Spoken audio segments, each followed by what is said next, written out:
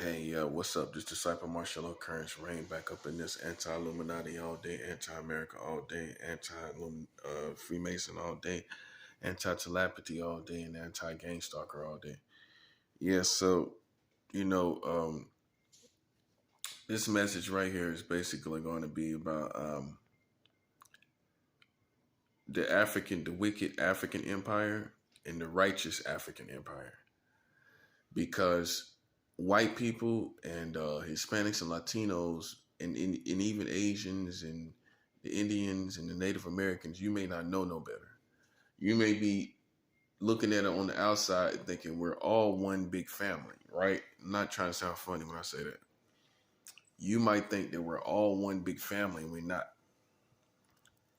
Okay. And who's going to do the most yapping and the most talking is going to be the wicked empire. They're going to do the most yapping and the most talking about any situation. If there's a situation, they're going to do the most yapping. They're going to do the most talking. So now that I finally opened my mouth years later, from all the stuff that's going on, I'm gonna show you what it basically is. It's the righteous African empire and the wicked African empire. You got two different empires. We're not one and the same. What made people think we were one and the same is that, uh, that we basically uh, have pulled together per se, not really, but kind of, in order for a cause of equality. So because we've all tried to join together for an overall cause of equality for Black people. People have felt that we're one unit and we're one family, and we're not. God's people of the African American community is not a part of the wicked African empire. It only appeared like that because there was equality issues in America, right? And so you would have preachers of the community come together with in a secular arena for Black cause or equality among Black men and women and children. But in actuality, we've never been two empires. There's been the righteous African empire and the wicked African empire. Let's make that very clear, because as the rubber is meeting the road in the last final hours, people are not discerning of what position to have with the African American community. If you are a righteous person, first of all, you shouldn't have nothing to do with all this American culture. First of all, you shouldn't have nothing to do with the American culture. Okay, because you are righteous. You serve Jesus Christ. You are of the Lord. Therefore, all these African American culture sinful things you cannot be a part of. You can't be a part of that. That's what defines the wicked African empire. That does not define an African American Christian. If you are Black and you are Christian, the culture doesn't define you. So although you may have obviously the obvious bond of being African, you can't really bond with people that's connected to the culture. You can't bond with that. You can't bond with that because you put God first. You know what I'm saying? So that makes us the African righteous empire. We are the righteous African empire, an empire that is a minority among the minority of African American. We are the minority of the minority. We don't make up the whole African American empire. If we had, we would already be free. We would already be delivered. The reason why there's no deliverance, because the wicked African empire has not delivered. They haven't delivered you. Look at all the leaders. Look at all these people in the secular arenas that do not live a righteous life. They have not delivered you. Although they are your own people, or they are of your own ethnicity, have they delivered you? See, the righteous empire would have been delivered you. We would have been delivered you. But you went with the community went with the righteous, the wicked African empire. You didn't know any better. You didn't know any better. You thought this is, well, this is black people, this is us, this is us. But Satan came in, his kingdom came in and crafted like he always does. If there's any power, Satan is interested. He's always interested in any amount of power and authority. As soon as you became cultural here in America, Satan came right in. And he began to craft his kingdom within your kingdom that you were crafting in the culture. And so that formed the wicked African empire. Okay, the righteous African empire are the African Americans that stayed with God. We didn't get into all the culture and all the music, the jazz, the rock and roll. I'm saying collectively speaking. We've all had our moments, most of us here in America, where we were not serving God. But I'm saying collectively speaking, the righteous African empire stayed in their righteous lane. You know what I'm saying? And they just stayed focused on equality and the other issues. The righteous African empire strayed, the wicked African empire strayed from the goals of equality that Malcolm X and Martin Luther King Jr. were focused on. They strayed from that and they began to party.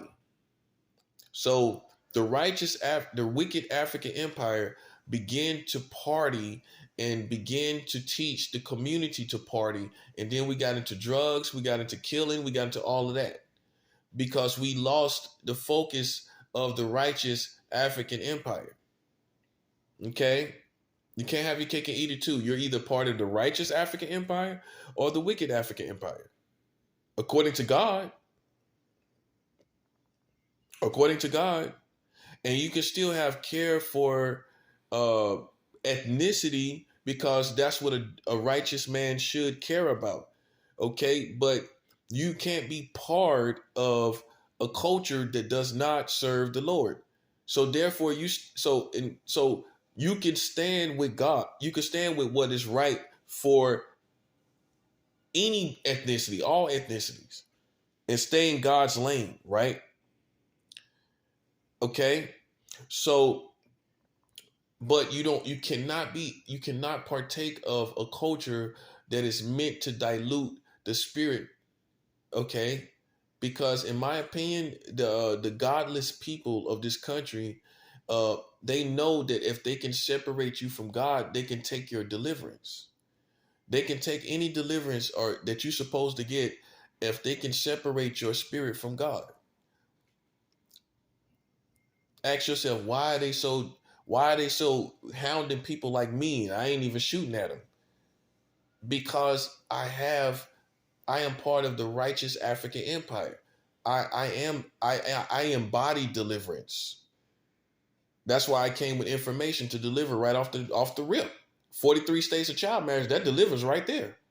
Boom, ow.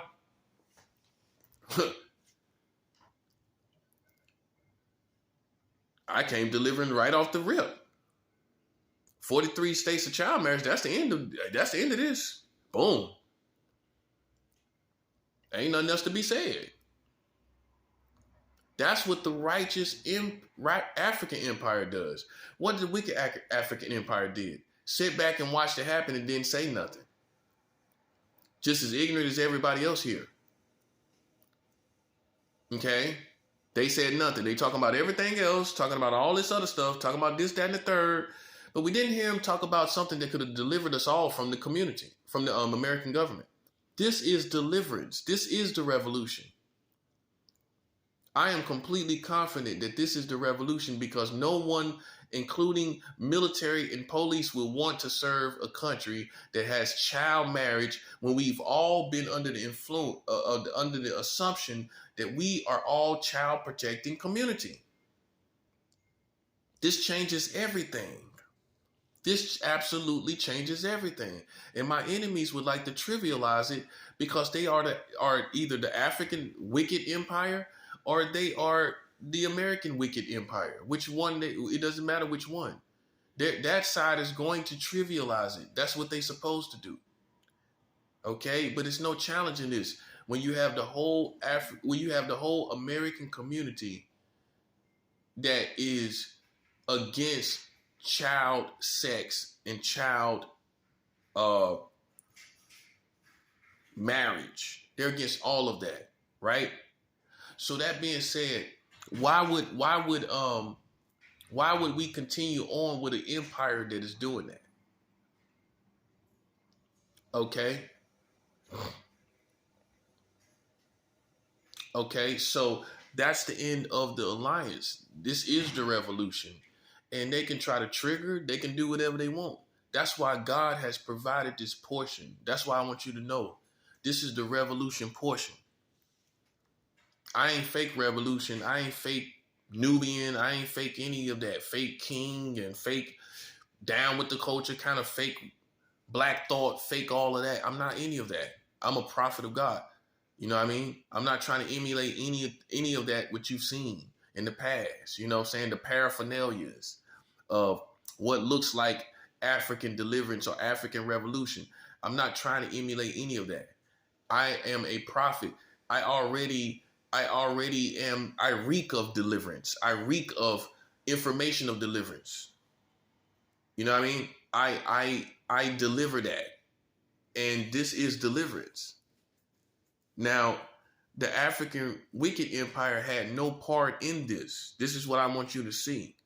This is what I want you to see. Before we go any further, I want you to hear from the horse's mouth. The African American culture had nothing to do with this.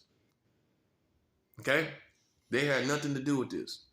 And I say that because it needs to be said before any con artists come in. I'm being 100.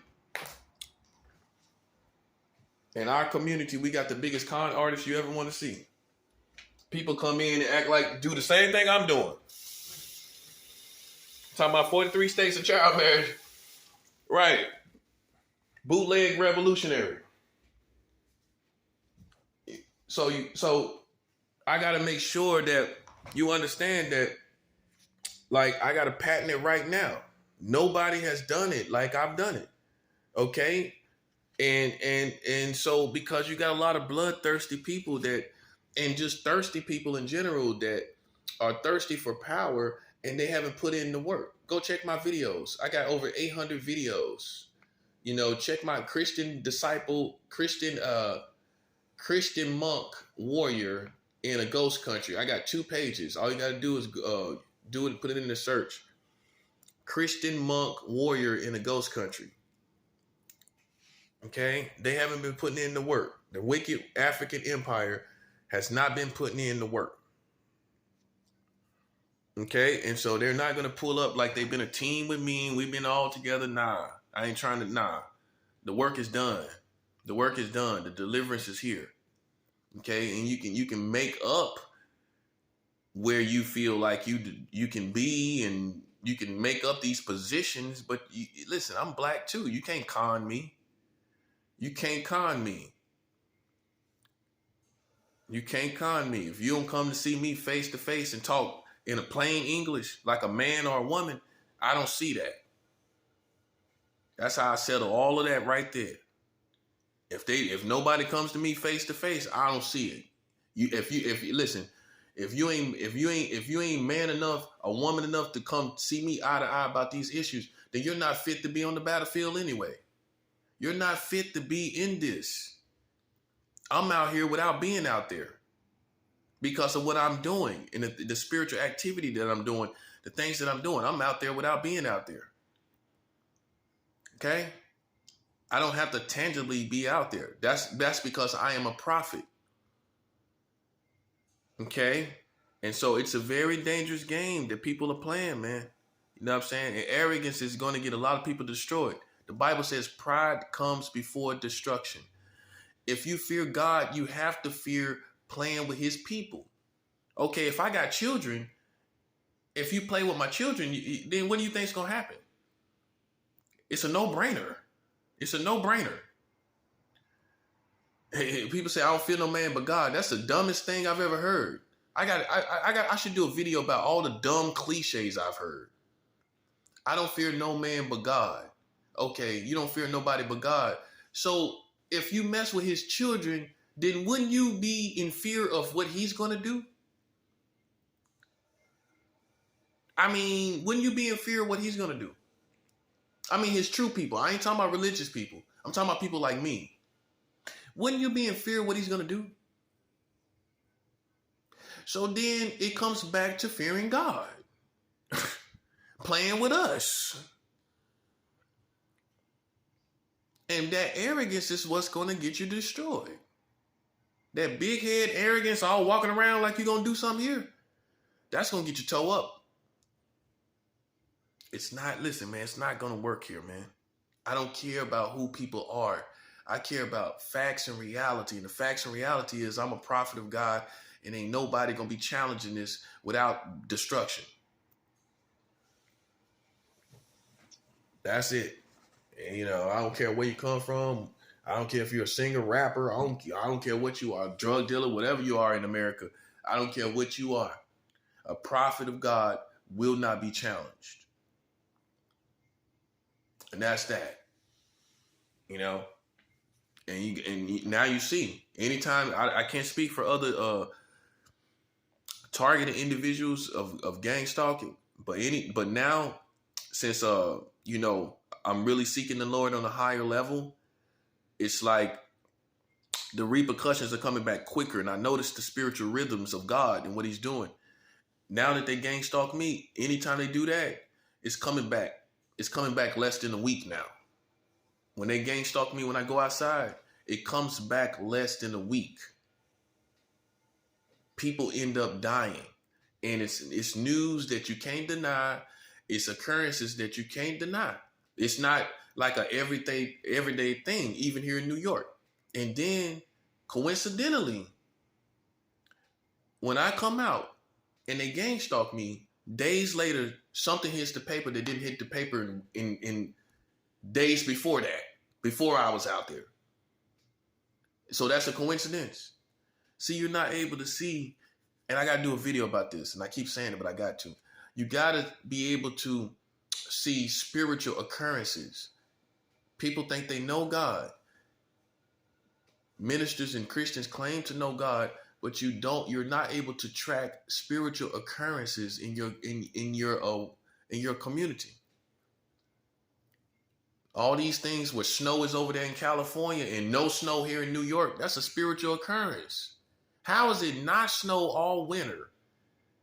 Here we are, today's the 5th of March.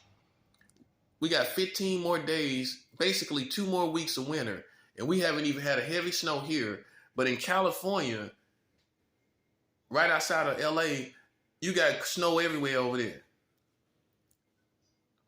That's a spiritual occurrence. These are like spiritual warnings of what is to come. And when you gang stalk somebody that's a prophet that has told you this, and you see death days after that those are spiritual occurrences. And that time is up for me. I hope you had fun. I hope you had fun, because now the blood of other people is going to be on your hands. Not on my hands, on your hands. Ain't none of that blood on my hands. That's all because of what you've been doing. That's all because of that gang stalking. It ain't got nothing to do with me. Ain't got nothing to do with me hating you and all of that. You don't understand spiritual laws and spiritual principles and regulations. So you can't call it. I can call it. If you gang stalking me, God's going to bring judgment on you. Listen, man. You live in a goofy world and we don't. I don't live in a goofy world. That's why I had to separate from you. I don't live in no goofy world. You play with me, you're going to reap the consequences. You're going to get the consequences. Not good consequences, because Consequences can be good or bad. If you gang stalk me, you're gonna get bad consequences. Okay. See, this had to be said and done because you got two empires. You got the righteous, wicked empire, the African empire. You got the righteous African empire and the wicked African empire. If you don't know the difference, you will listen to the yapping people because the righteous is not going to yap. We ain't going to be doing all this talking. The closest we get to it is this: setting the record straight, saying what is right and wrong. Other than that, we ain't going to be doing all that running around politicking. That's what I really want to say. All that running around politicking, yapping and hood politics and all of that they doing, you ain't going to see the righteous doing that. So they gonna run circles around here yapping in hood politics, talking and everything. That's what they gonna do. That's what they gonna do. And you're gonna be under their influence. You're gonna be persuaded of what they're telling you. But when you look at it for what it is, look at the results. Am I going through anything? Am I suffering? The words that's coming out of my mouth is more crystal clear and more sound of mind, right, than anything they talk about, right? When they done call, when the people of the wicked African empire have called my mom a nigger. Yeah. Now that is what you call racist. But see, because you are the white people and the Hispanics and Latinos, you're influenced by that wicked African empire. They ain't told you, you don't know nothing about that. All you doing is locked into what they telling you. When I'm telling you, they call my mother somebody from their community. I don't care who it was. I don't care what the formation of or the format of how I interacted with that person. That person represents an African American because they are African. Okay, so my experience with the African American community is someone from the African American community that I would esteem from the African wicked empire called my mother a nigger. Imagine a black person calling somebody's mother a nigger. Now you see what I'm saying. But see, I let them yap and I let them tell it. God works in mysterious ways. I could have been talking about this a million times. I could have been telling you this over and over again. But God let me prove who I was without really dropping the bombshell. That's the bombshell right there. Yeah. I mean, a person that's been through that can feel any type of way, right or wrong. In the real world, I know in the world that you live in where it's fake and synthetic, in the real world, someone could be offended forever for something like that. And they could get off of it when they choose to get off of it. If they feel like they want to be racist forever, they could be, I mean, I'm saying in the normal world, everyday people, they'll be racist forever. Somebody black called their mama nigga. They might not be running around like they mad, like they crazy, but they just may not really deal with black people like on a real genuine level. You feel me? But nevertheless, man, I still kept it 100. I still kept my nose clean for the most part. I still kept it good. You know what I'm saying? After somebody black called my mom a nigga. And when I was in California in San Francisco, this is real facts. Now, how would you feel? That's the real question. How would you feel, though? How would that affect how you feel? As a human being now, as a human being, when you really thought about it, right? And after that, somebody in San Francisco, another black guy, tells me to go back to my own home country. I can't make this up. I can't make this up, man. And how you know he wasn't crazy? This is how you know he wasn't crazy. Because he pointed out attributes of why he believed I wasn't black. So he had eyes to see. And he pointed out something about me that made him feel I wasn't black. and he told me to go back to my own home country. Where I don't know where he thought that was. But isn't that the worst thing a black person could say? Aren't those the two worst things a black person could say to somebody? Calling your mom a nigger, a black person calling a mother, a woman, a nigger, right? And then telling you to go back to your own home country. That's the worst thing an African can say when these racist white people are constantly saying that. So you're going to defend that? You're going to defend their position after that's been said? I think that's over, bro. I think whatever you felt about me being racist, or whatever you felt is over. Somebody call your mom a nigger that's black. And another black dude, I'm going to tell you the rest of what he said. So this was in San Francisco. Just in case you think this is Southern stuff. I'm way over there in California. Over there by the Greyhound. I'm walking around over there by the old Greyhound in San Francisco before they moved it. They recently moved it. But I'm over there in the neighborhood of the old Greyhound, right over there walking around. So it's early in the morning. And this dude stopped me. This is the same dude who told me to go back to my own home country. He stops me and said, hey, man, I think he said something to me. He might have said something about a cigarette. I don't know. But then he went into,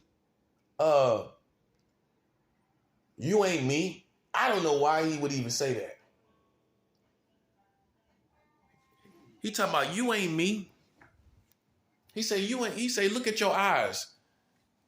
He said, you ain't me, meaning you're not African. And then after he said, you ain't me, go back to your own home country. God knows I'm telling the truth. This man said that to me. God knows I'm telling the truth. That a black man called my mom a nigger too. I am not lying. I would not make that up. And you can't tell me that won't influence, that could possibly influence how you move towards your own people. I'm talking about in the real world, right? In the real world now. And I know if I had said that, hear this part. I know if I had called somebody mom out their name, a racial slur like that, y'all would have exiled me from the community forever. That would have been unforgivable. And see, and if I told a black person to go back to their own home country, y'all would have never forgave that. And that's the difference. That's what I'm talking about. See how they already just dismissing it already. Now let me have said it. Now let me have told some black person to go back to their own home country. Let me have said some stuff like that. Now you see what I'm saying. So all you sympathists for black people, you don't understand the real struggle that we deal with. Those are the perfect examples. All you sympathists, that's what I call you. You don't know that there's a righteous African empire and a wicked African empire. You don't know no better. And now I'm showing you perfect examples of it. Somebody telling me to go back to my own home country like they ain't black. Like they're not immigrants here. And if I had said that, y'all would have held me to another standard. But see how biased you are? You ain't handled that yet, have you? You ain't handled that yet. Or you haven't changed your position on me based on what I just told you, have you? That's what I'm saying. That's how you know it's a hopeless situation, because they too biased towards their own people to where they won't correct their own people when they're wrong. But yet they all over what you might do. All over what you might say and what you saying. But they're biased when it comes to their own people, though. Now you see what I'm saying. Where somebody black called my mom a nigger. Where somebody black told me to go back to my own home country, and you treating them like an endangered species, like they can't do no wrong. All that is, I'm gonna tell you what all that is. All that is the African wicked empire. That's what it is. For somebody black to tell you to go back to your own country, that ain't wicked. For a black person to tell you, call your mom a nigga, that ain't wicked. That's not wicked to you. That's the wicked African empire. That's what I'm trying to show you. And that's why, and that also, and they are a part of all the killing that's going on. It ain't Christians. It ain't black Christians. Right or wrong. So preachers out here killing people. So all this killing that you're doing, all this killing that you see is the wicked African empire. And yet you are sympathetic with that. Yet you are or you have feelings about that. But really, hear this part. Really, you are sympathizing with the righteous African empire who you do not know. Because we the ones that, collectively speaking, are the empire that went through all the suffering and pain and wickedness, all the wickedness of the white man, and we bared it, and we stood up and we talked righteously. We talked according to the truth. Now you see what I'm saying. And the African wicked empire was birthed after that. Boy, that's good. The wicked African empire was birthed after the righteous African empire. And that's why you don't know no better. That's why white people don't know no better. Because you're not able to differentiate the difference. You didn't know that the time frame of the righteous African empire and the wicked African empire. You didn't know the different time frames. The righteous African empire came first, standing up for cause, black cause, civil rights movements. That was all the righteous African empire. That wasn't the wicked African empire. Now, up to date, you have killing of black people at each other from each other. They're killing each other, right? That's the total contrast from us fighting for our rights and being killed and brutalized by police. That's a total contrast. So much so, it's two different camps. It's two different camps. Like I tell y'all time and time again, you have not seen Malcolm X and MLK talk about gangbanging and crack cocaine because they wasn't here. So you assume subconsciously that they will be with you. How you know that? How you know Malcolm X would stand with you when he called out house niggas? Malcolm X wasn't for all black people. He was for field niggas. Like me. He wasn't for house niggas. He was not for Uncle Tom's. Malcolm X was not for all black people. But let's get that understood. I need to do a video about that. He was not for all black people. So that being said, do you think he would have been for you seeing all this killing and all of this? Smoking crack cocaine and all of this and all of that? You think he would have been for you? You sure about that? When Malcolm X was very precise about differentiating the good Negro from the bad Negro. He always had analogies about that. Now, MLK was a little different. He kind of just was trying to get everybody together and trying to get everybody free and all of that, right? Even other ethnicities. Malcolm X was more exclusively black. And ironically, though, he was not with all blacks, although he was exclusively for mostly black cause, and he stood for more black purpose. However, he was not with all black community. He was not with all black individuals. And there you have it. Another separation between the African, that was the early times of the pre-times of the wicked African empire. The sellouts, those who was working with the racist white people. That was the pre-wicked African empire. Oh boy, that's good. And see, that was their foundation, working with the white man. So really that's what they're doing now too, because that was their pre-foundation. Boy, that's good. And see, Malcolm X broke it down like I'm doing. I'm showing you basically, hear this. I'm showing you basically the differentiation of African American empires, no different than Malcolm X did. Malcolm X did the same thing. It wasn't all that unity stuff. He showed you house Negro, field Negro. He showed you the difference. He wasn't talking about let's just all come together because we We a minority. He wasn't looking at it like that. He could have looked at it like that, but he didn't. He could have said, well, look at the times we in. We just all need to come together and just had this come together message. He differentiated the house Negro from the field Negro. And you'll be surprised these days. The ones that you think that's all out there in the field be the house niggas. And the one that's in the house minding their business, talking like me, is the field nigga. Yeah, the one that ain't out there on the blocks, and the one that ain't out there shooting and killing and doing all of that. That's what you think the field nigga is, and that's the house nigga. Oh, he's out there killing and shooting. And he out there in the field, but he's a house nigga because he has a foundation of basically doing the work of the white man. Well, white people ain't got to kill you no more. The house nigga that's out there in the field is doing the killing. We don't really know if racist people would still lynch us today because we busy killing each other too much. We can't take a break from it to see if the white man will come over here and do it to us. We don't really know if these people will lynch us up to date because we doing it to ourselves. If we took a break from it, we'll see what these white people do. Let's see what these white people do if we take a break from killing each other. But we ain't taking no breaks and no days off, are we?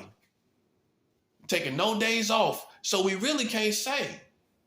Because you can't tell me these racist white people ain't loving the fact that you're killing each other. You think they just nonchalant about it? Yeah, black people killing each other. I'm a racist. I'm a bona fide racist, but, black people killing each other. Blah, blah, blah. You think that's their stance on it? How you think they feel about that? I know you become desensitized. That's the word of the year, desensitized, which means you've become callous. You've become desensitized towards black on black killings. Black people, white people, everybody. You're desensitized. That's the word. Okay? So I'm just setting the record straight so people can understand what's going on. Because I want people to know I don't have nothing to prove to anyone. Okay? They got something to prove to me. While your people talking about my mom reckless, calling my mom a nigga. If you want to, look, that represents your people. Not me. They don't represent me. Huh? That represents you. In other words, how I feel about it is you should be trying to if anything, you should be trying to make things right. That's what I'm saying. Not trying to test me. Not trying to see where I'm at. How you trying to see where I'm at when somebody called my mom a nigga and told me to go back to my own home country? How you trying to see where I'm at? In other people's case, that's what get you slapped. Why you here? Why you in my face for? And you can say whatever you want, but you're going to give the perfect answers. That's what I expect you to do as an American. I don't expect you to have apathy or empathy or put yourself in someone else's shoes. I expect you to give the perfect answers of, you let bygones be bygones, or, you got to learn to forgive, or it's not everybody. It's one of those you're going to tell me. It's not everybody. Of course it's not everybody. But what you insult my intelligence about is the power of one person in forming your opinion of a whole people. One person can form your whole opinion. You can have a very bad experience, traumatic experience. I'm not saying my experience was traumatic necessarily, but you can have a traumatic experience with someone and it ruins your whole perspective of a type of individuals. Right? So don't insult my intelligence talking about it ain't everybody. It ain't never going to be everybody. It's never going to be everybody. So that's statement or cliche, whatever it applies to, whatever you apply to, is never reality because it never would be everybody on anything that you're talking about. It ain't going to never be everybody. So you're stating the obvious.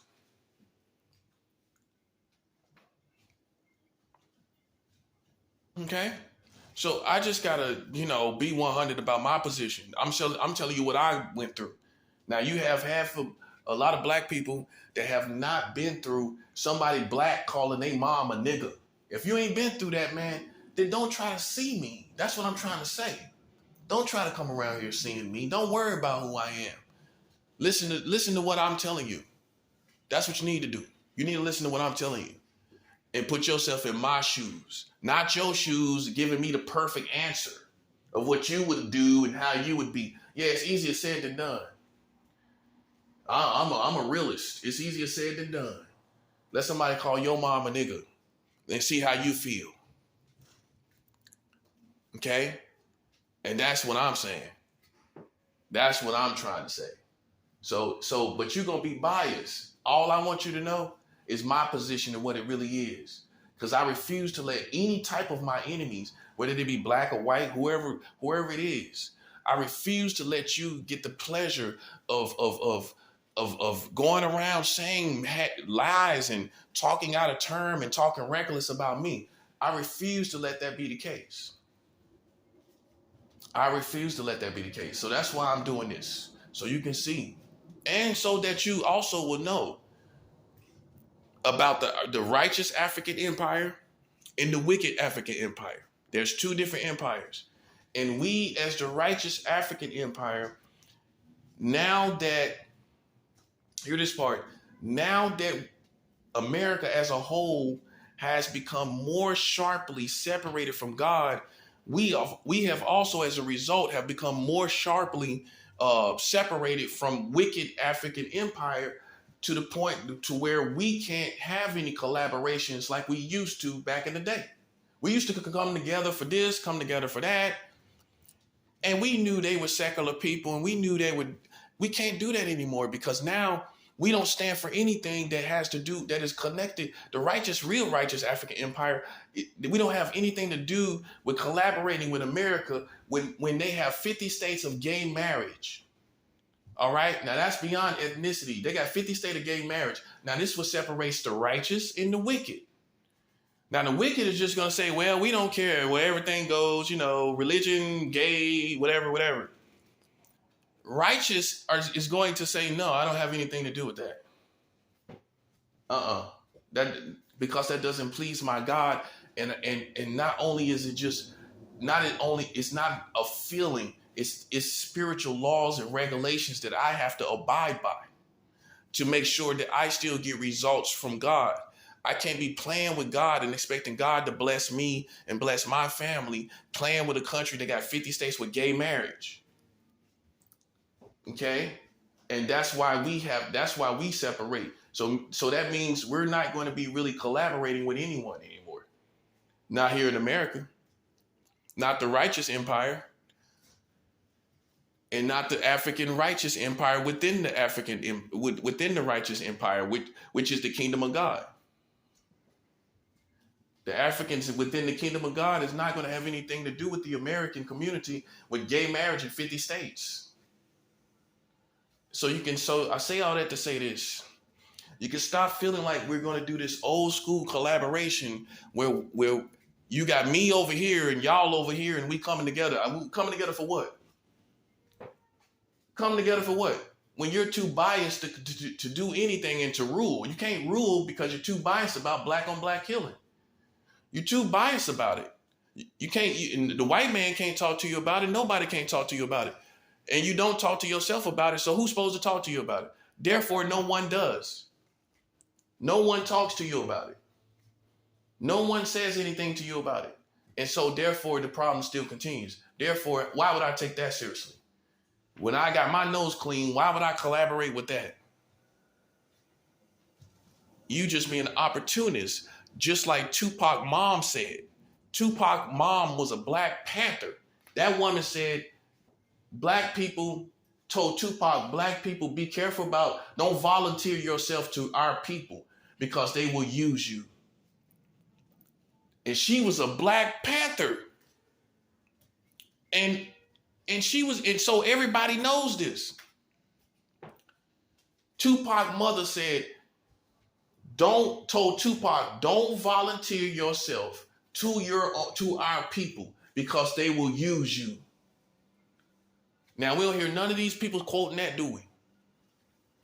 And we still do it. You're trying to use me for your come up, for your own situation. But you won't try to use any of these black people that got money, that got millions and billions of dollars. Go use Jay-Z.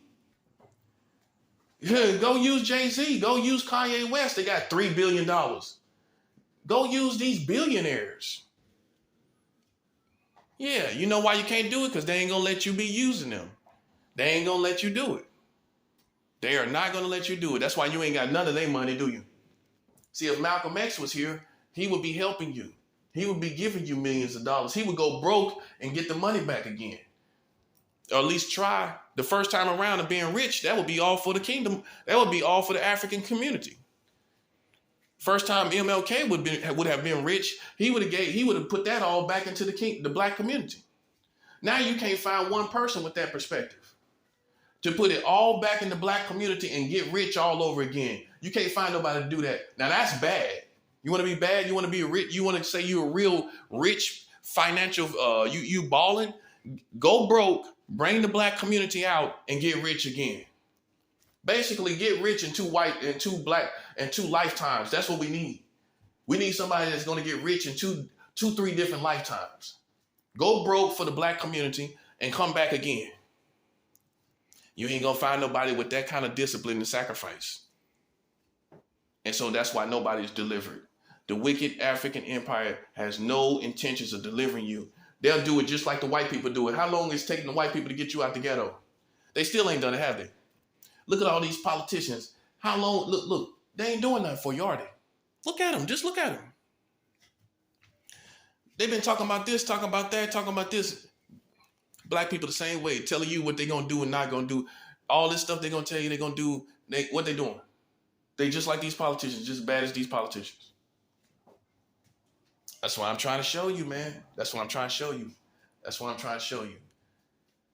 Okay, you got the righteous African empire, and you got the wicked African empire. That's what you got going on here. And you got people that think they can pick on people and play with people. Like when in high school, and it's not my reality. It's not my reality that you can pick on me. You think you can pick on me, but let's look at the results of the situation. You got COVID-19, you got death everywhere. The gang stalkers are bringing death back on your country for gang stalking me. Where does it look like you can pick on me? Where does it look like that? Because everything I'm doing is strategic. The reason why I don't go outside is because I keep my aura as long as I can away from you, which brings about more spiritual results, something that you wouldn't understand. Basically, I stay clean when I stay away from you. Let's put it like that. Boom. Why you think so nothing's being done to me.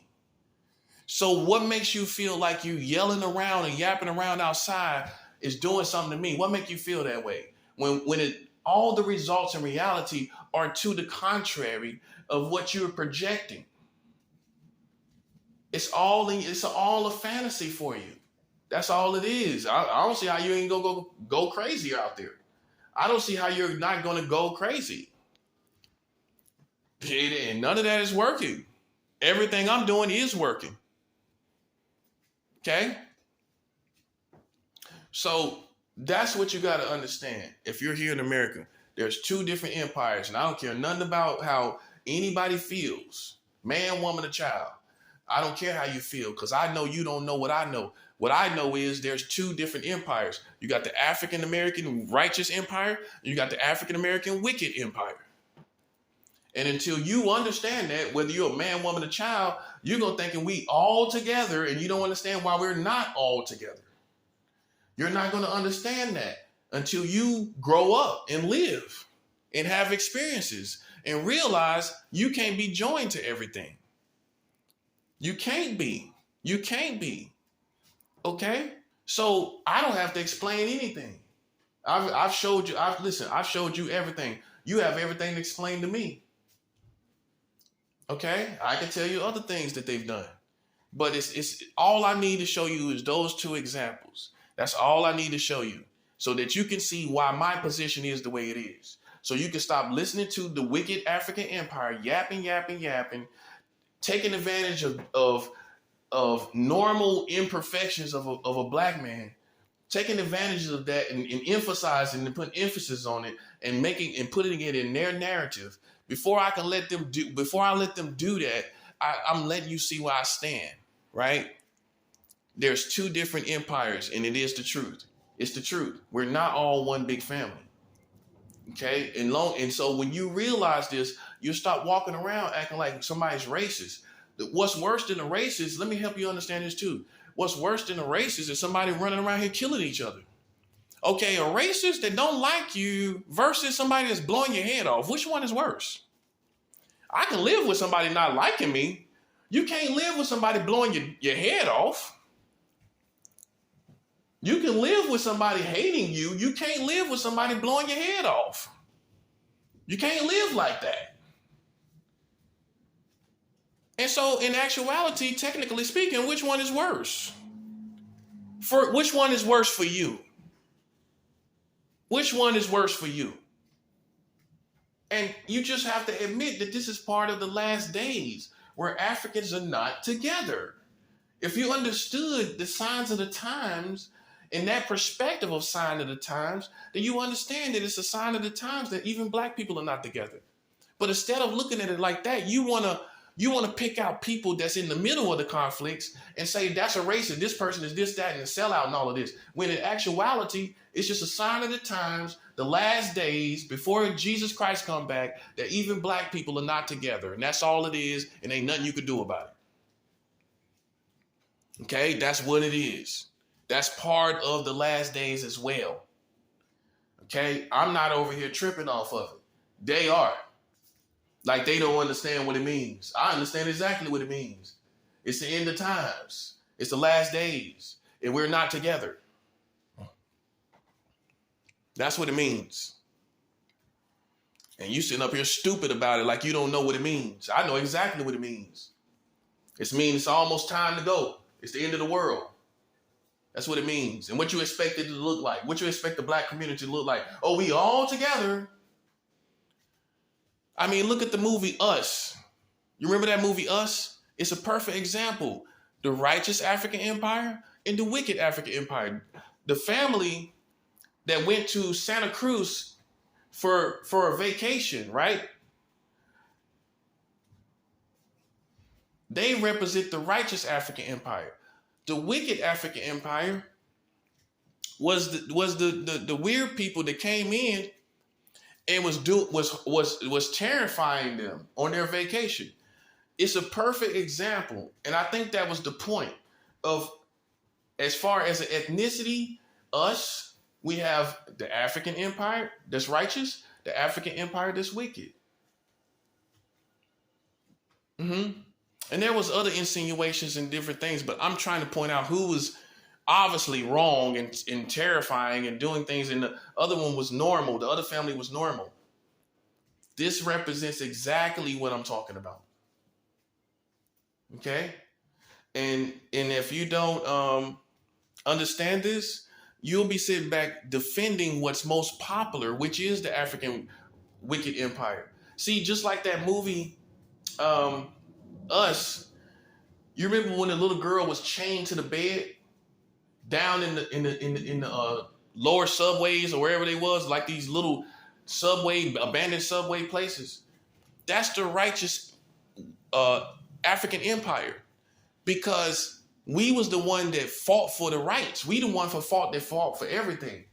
The wicked African empire chained us like as if they represent us.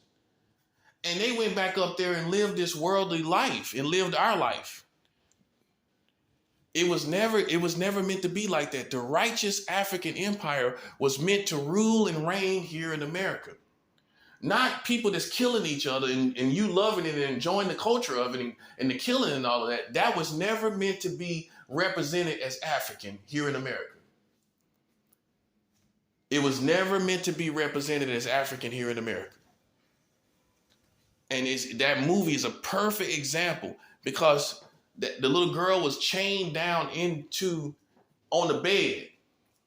She was the one that was supposed to live out there. The wicked African empire chained her down and went and lived out her life. And so it seemed like she became the enemy.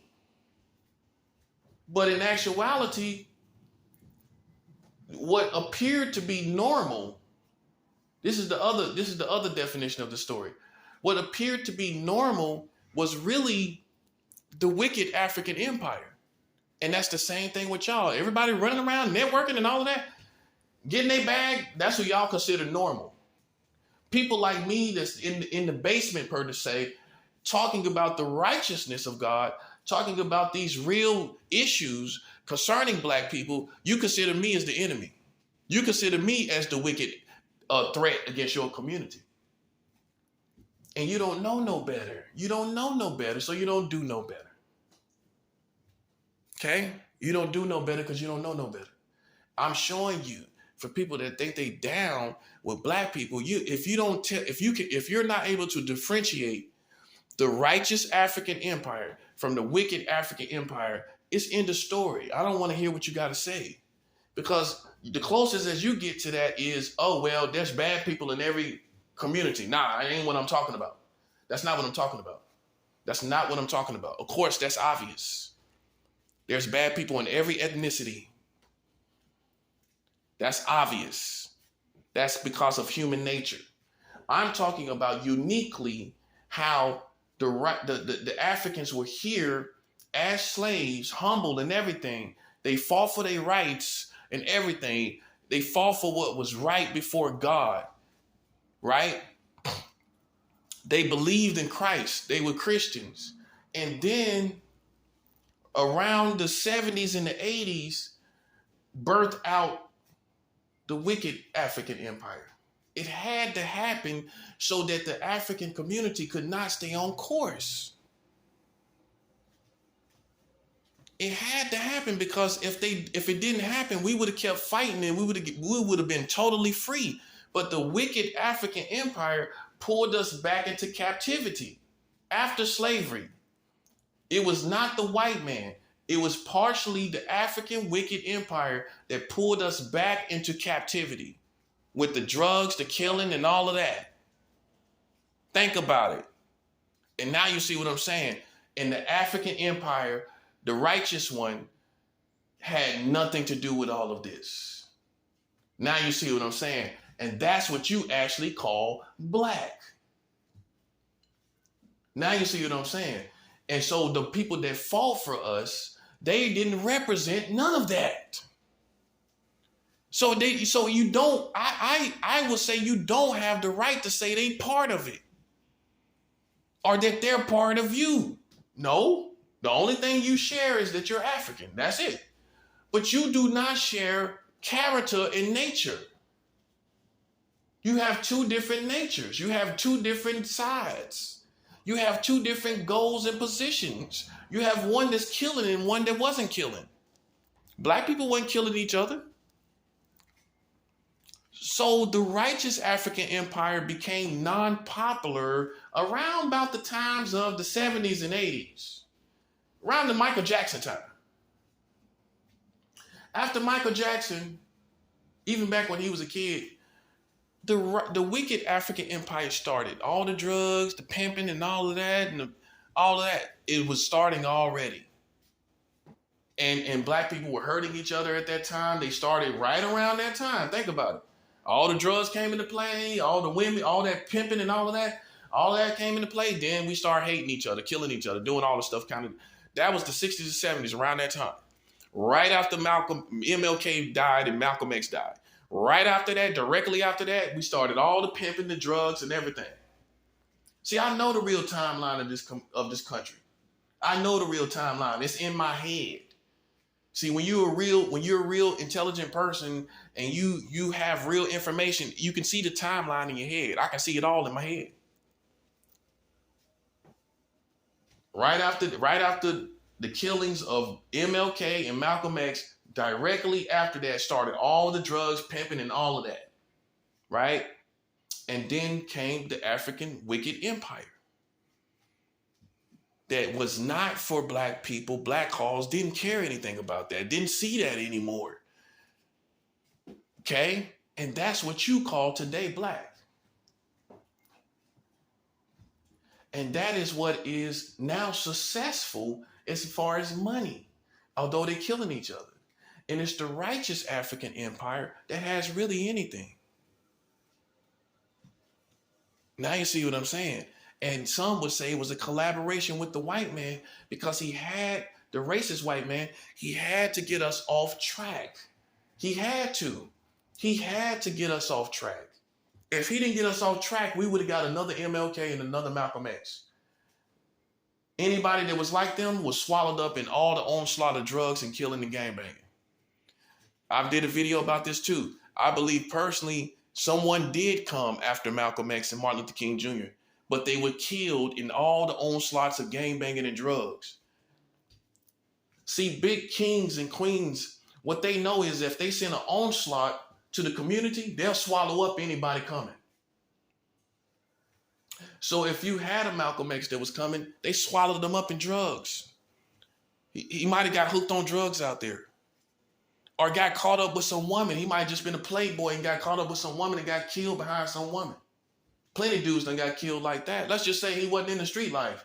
Let's just say the other Malcolm X was a playboy with these women and got killed behind some female.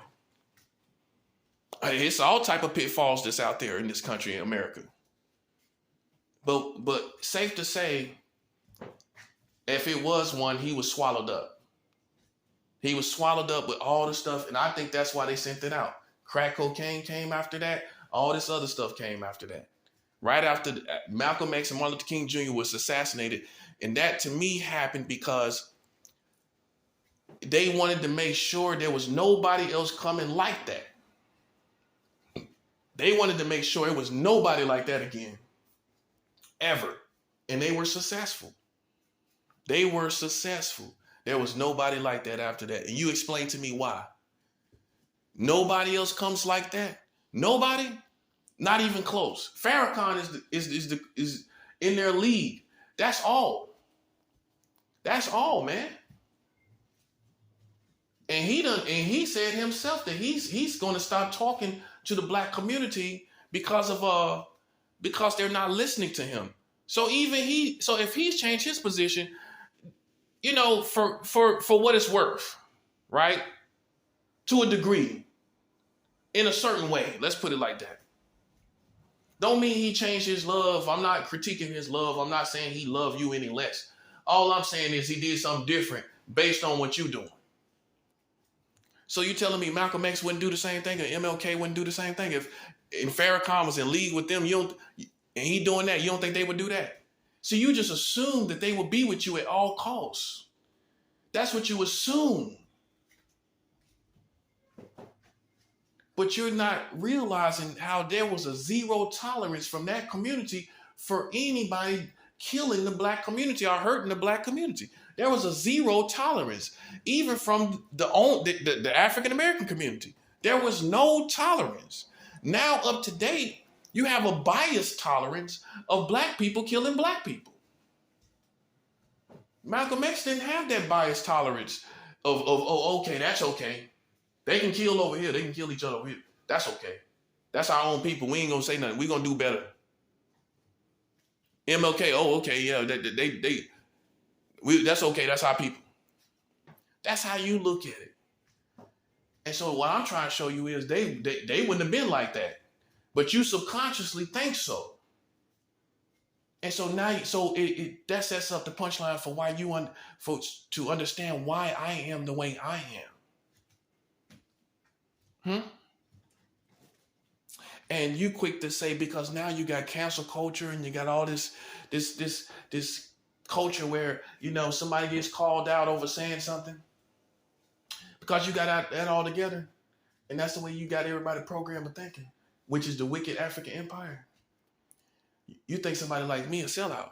Oh, I know how you think. Or I'm an Uncle Tom, which is ridiculous. It's ridiculous. But you're not paying attention to all the killing because the wicked African empire got you like that. They got you feeling like charging to the game, don't they? See, that's what hip hop did to you. Hip hop mesmerized you so much that you just let it all go. The music was so good, you say, I'm just letting that killing go. Hey, hip hop was so good. It's so impressive to the black community. They just say, I'm gonna let all that killing go. I'm letting it all go. That music bad. I don't care what they talking about. They talking about killing. I don't care. That music bad.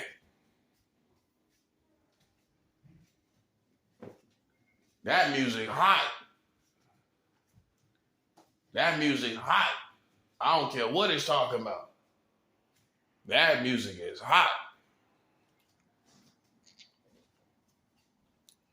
And that's why we are the way, that's why it is the way it is.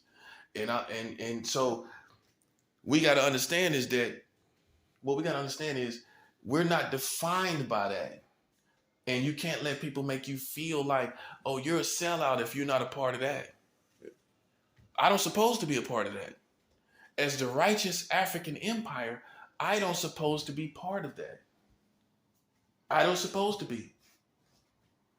Based on the uniqueness of the lineages and the genealogies that I come from, that was preserving black life, and this community and culture is not preserving black life, I don't supposed to be part of that. If I stick to the original plan, if I stick to the original nature,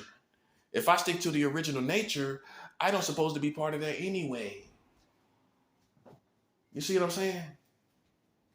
And so, see, that's where we lose white people. That's why I told you, stay out of it. Because you don't know what's actually going on and how, and you can't talk like this. You can't talk on this level because you don't know no better. That's why I'm telling you to stay out of it. Same thing with Hispanics and Latinos. Stay out of it. Because you really don't know this language that I'm talking about. You don't know. You don't know the African righteous African empire and the wicked African empire. You don't know nothing about that. So therefore, you can't call it. You can't differentiate. You can't properly dissect what is real and what is not, and what is fake and what is honest. You know what I'm saying? You're just gonna go by the yapping wicked empire. That's what you're gonna go by. The ones out there politicking and talking all the time. That's what you're going to go by. That's what you're close to. You're not close to us because you're not in righteousness. So what the world and the other culture is going to do, you're going to go with who you're closest to. You're not close to the righteous African empire. You're not. As an American community, you're not close to the righteous African empire. You're close to the wicked African empire by way of the African American culture. You're close to that. So you're going to go with that. Now you see what I'm saying. And so you don't know no better. That's what I'm trying to show you. You don't know no better what we really stood for. We ain't stand for none of that. We didn't stand for any of that. Okay? And so you just need what you need to do, because I'm a prophet of God and I'm shooting warning shots. I'm constantly shooting warning shots. What you need to do, man, is just step away from it, man. And don't assume to know anything about it. And I don't care how close you are to other black people. I don't care how many black friends you got. I don't care about none of that. Just assume that you don't really know. That's all I'm saying. Just assume that you don't really know, bro. Or sis. Just assume that you don't really know. Because if you're not able to break down what I just said, like I said it, they mean you can't have no honest dialogue. All we can have is an analog of me telling you what's going on, like I'm doing right now. That's all we can have is me giving you analog. It can't be no dialogue because you don't even know what we're dealing with. You don't even know what's on the situation. You don't even know what the situation is. You're just going by the wicked African empire and all the hearsay that they gonna tell you and all the stuff that they heard and all this elementary stuff that you don't really realize that's been plaguing our community forever. All them hood politics and all of that. Chicken eating politics, that's what I call it. You don't know how that has influenced our communities for a million years. You don't have no idea. So when somebody come like me, that's the righteous African empire for real, that is a prophet of God, you gonna gravitate to what you always knew as what is black. Because you really haven't had no Malcolm X's. You ain't seen no MLKs in your community in generations. You ain't see, your parents might have seen, your grandma might, They might have seen it, but you ain't see it, so you don't really know the difference between the African righteous empire and the wicked African empire because you didn't see any representatives. All you've seen is representatives from the wicked African empire. So that's what you're going to gravitate towards. And that's what I'm telling you. Just stay out of it, man. Just go on over there with them and keep your mouth off me. Stay out of my lane and stay out of my way because you don't know nothing about this. Okay? All you're doing is emulating the culture of the wicked African empire. That's all you know about. You don't know about the other side. You know what I'm saying? And that's what's going to get your feeling hurt. That's what's going to get your feelings hurt because you pull it up on a prophet of God and you listen to these people yapping and talking about what they're talking about and you really don't know the other side. You don't really know that there's two sides in this situation, which anybody would. Anybody with a brain would know it can't be just one big family. That's kind of racist to think that. When you got wicked wicked white people and you got good white people. You've always have. You had the slave master. He represent the wicked white people. And then you had the white righteous people that put quilts up on their windows to let the slaves know that it's a house that they can hide in and be free at. So that's another thing. See, that's a perfect example. There's always been good white people that helped during the slavery times. Even back then, they used to put quilts up on their window so the slaves would know that they can come to that come to that house for refuge. That represents the righteous white Americans. While obviously the wicked white Americans were the slave masters and slave owners and the racist people. But the righteous white Americans were the people that put the quilts up on their windows and the slaves could come there for refuge. Okay, so you got to know your history. You got to know where this is going, man. Because all you're going to go with is weed smoking black people sitting around eating chicken, twerking and everything. That's what you're going to go with. Watching YouTube on their phone, sitting around smoking a pound of weed. That's what you're going with. Because that's all you have been exposed to. You haven't been exposed to somebody like me. It's been a long time, hasn't it? You haven't been exposed to nobody like me. All you've been exposed to is for people that work for the white Americans. That's what they're doing. You haven't seen somebody who stick with the original plan. Okay? You haven't found anybody that sticks with the original perspective. Okay? You might find somebody that talks deep and this, that, and the third, but they do not represent the righteous African empire that separates from the culture and sin. Because look, this is the only way the deliverance is coming. The deliverance is not coming any other way. If it was coming from the wicked African empire, how come they ain't done it yet? How come they ain't done it yet? If they was going to deliver us, how come they ain't done it? They got billions of dollars. What they waiting for? What are they waiting for? Huh? While you dying at the same time, what they waiting for? It's not in them. It's not in the wicked African empire to deliver you. It's not in them. That's what I'm trying to show you. It's not their goals. It's not their perspective. It's not what they would give their life for. They're not going to give their life to deliver African Americans. And that's what it boils down to. Who's willing to put their life on the line and who's not? They're not going to do it. They're going to save their own skin. They're not going to help you. Have they helped you thus far? Okay, they'll tweak things a little bit in your community, but they ain't gonna get their suit dirty. They ain't gonna even get their suit dirty for you, let alone die. They ain't gonna do that. And that's why they rule. Because white people know as long as they got the money and the righteous empire, now you see what I'm going with this. As long as the righteous African empire don't have no money, ain't gonna be no deliverance of them black people. Boom. And they were right. The wicked African empire has no intentions of delivering you totally. They ain't gonna do it. They ain't gonna sacrifice themselves. They ain't gonna do what it takes. to get it done. The righteous African empire would have gave the whole community all their money just to get it out the way, just to get it done.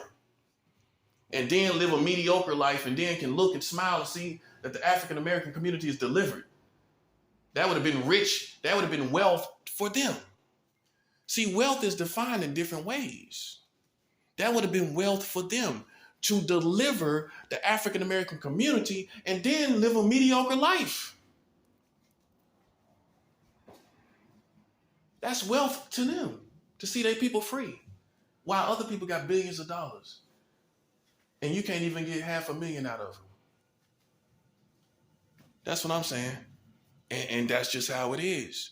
But don't sit up and talk to me like that's the righteous African empire. That's all I'm saying.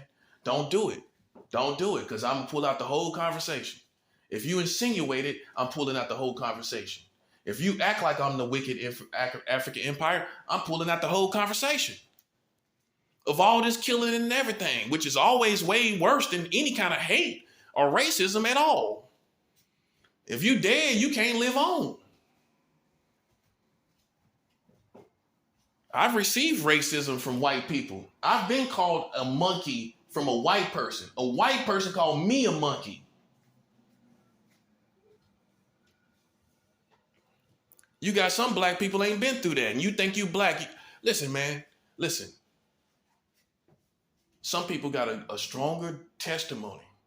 Put it like that. Some people got a stronger testimony than you, and you know what's gonna happen? Walking around like that, like you the blackest thing since back in the day. What's gonna happen is you're gonna have a seat. Somebody gonna make you have a seat because you think that the culture and all of that defines you as black, and it doesn't. Okay, I've had a white person call me a monkey down in Sefner, Florida, which most people in the Tampa area know that's a racist community. I had a job working in Sefner, Florida, right? On the job, I was working as in an all-you-can-eat buffet. I was working at a buffet, a literal buffet, not a fast food place, a buffet. So at this buffet that I was working at, which was my first job down in Tampa back in 2003, which was 20 years ago, I was a 21-year-old kid. No, I was a 22-year-old kid.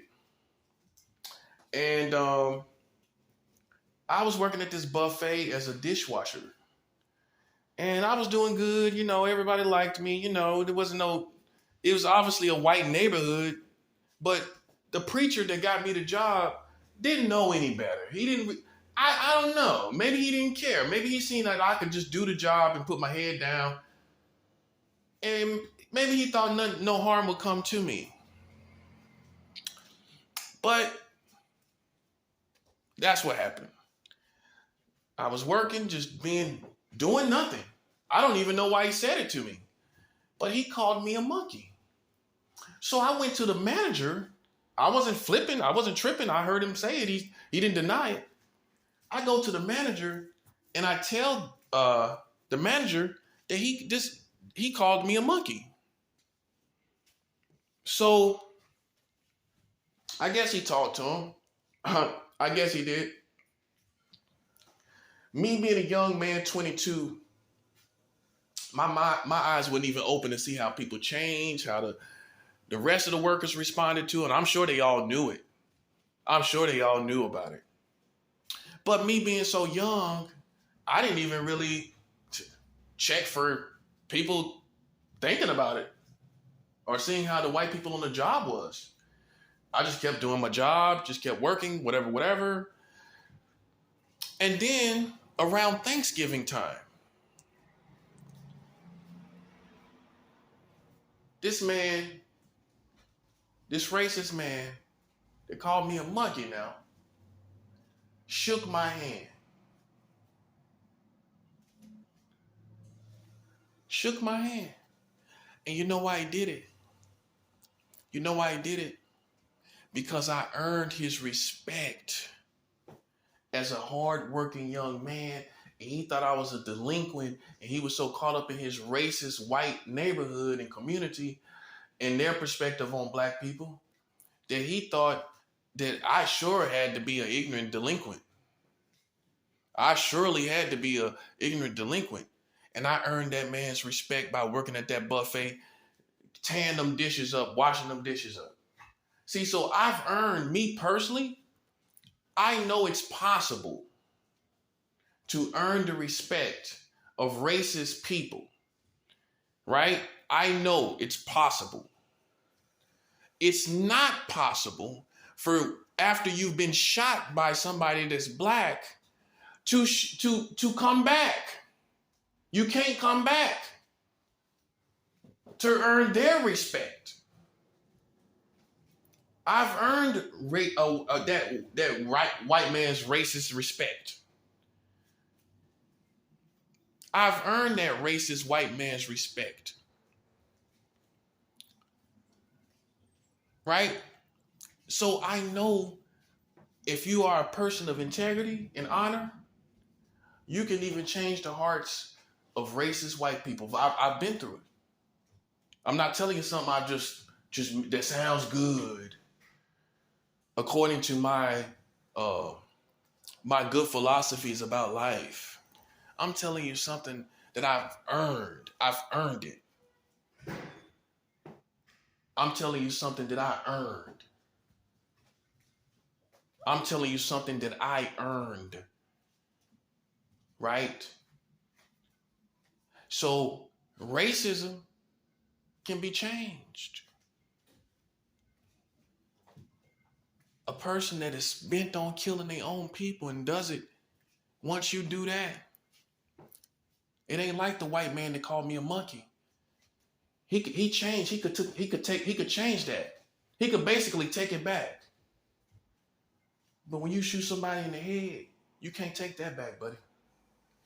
And you tell me what's worse. Somebody calling me a monkey and then ultimately me earning his respect, or somebody plotting on me. You feel me? Plotting and stuff. You feel me? Or somebody out there that would shoot you. What's worse? And that's what I'm saying. We got it all jacked up. Talking about racism, and you biased towards what's going on. That's what I'm saying.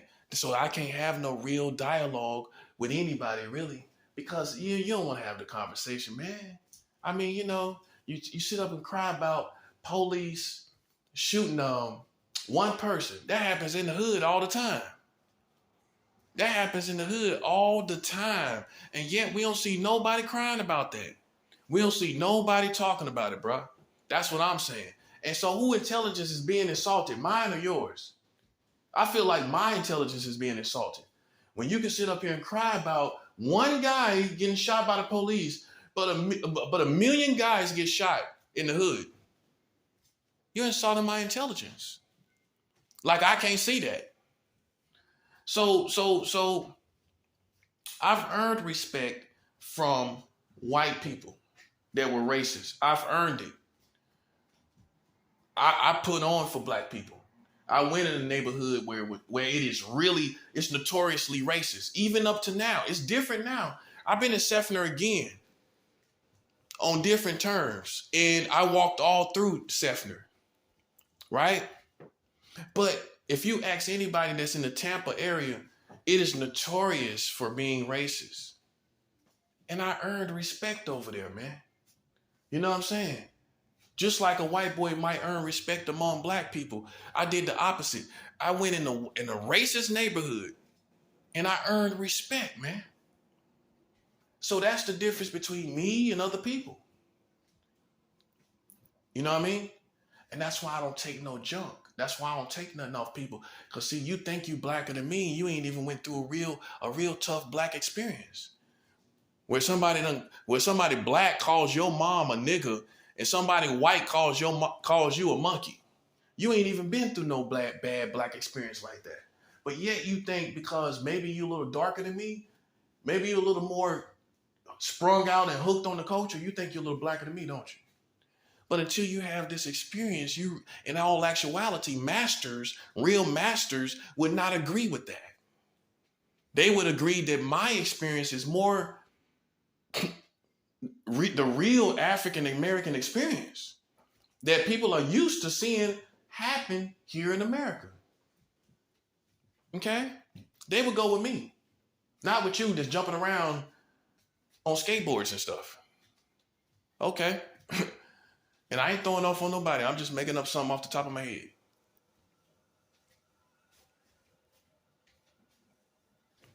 Okay? So just keep that in mind, man. Just keep all that in mind, man. Keep it all in mind. It's a righteous African empire and a wicked African empire. You got to know the difference. You got to know the difference. You got to know what you're listening to. You got to know what it is.